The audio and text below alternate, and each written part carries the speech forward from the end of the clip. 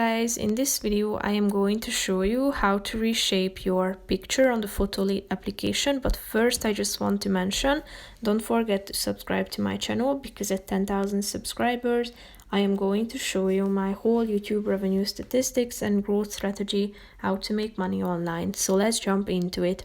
First of all, open the application on your phone. Then tap on the home button down below and go to your home page. Then tap on the edit photo button that you can find in the start creating section at the top of the screen. Now select your picture that you want to edit. After that, slide to the right side of the screen down below until you find the reshape option.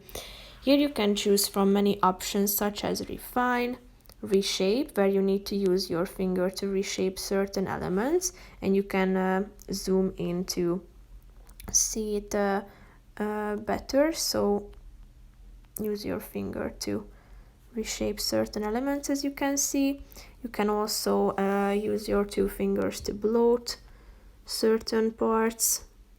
You can restore it by tapping on the relevant parts, so all will be restored. You can also freeze it. You can use the scale of it and unfreeze it as well. You can select the opacity, feather, and edge avoidance as well.